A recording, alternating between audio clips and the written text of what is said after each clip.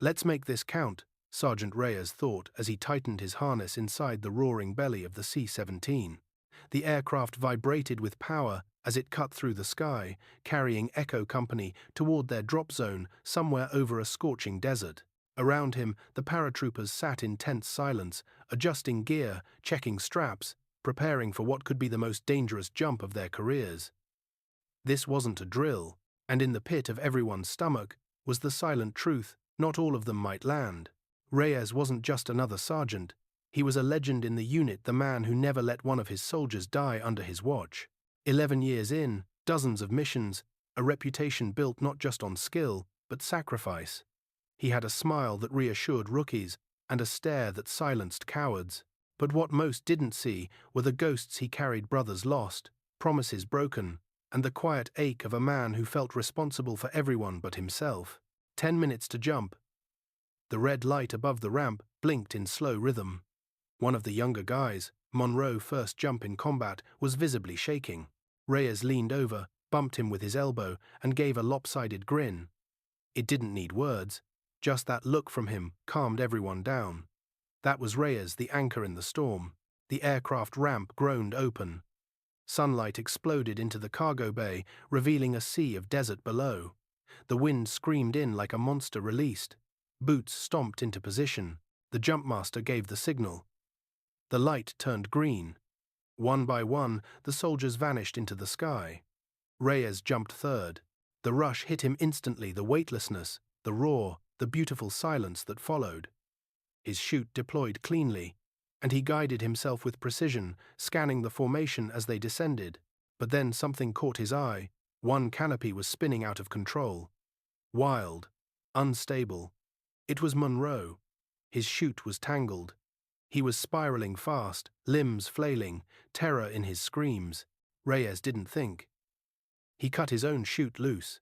Freefall, instant, chaos, no safety, no backup, just pure gravity.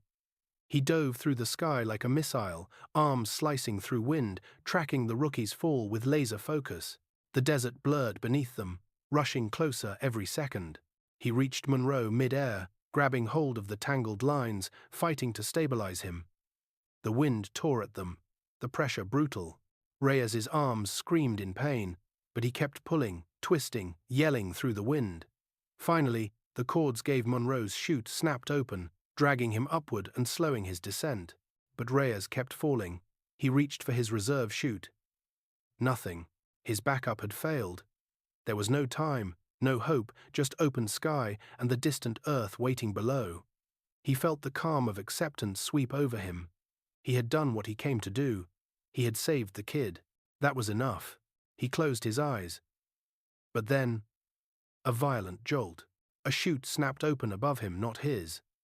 2 other soldiers had broken formation, defied orders, and dove after him. Together, they caught him mid-air and deployed their shared backup chute just seconds before impact. The 3 of them slammed into the sand in a bruising tumble, but alive, bloodied, battered, breathing. When the unit regrouped, silence filled the landing zone.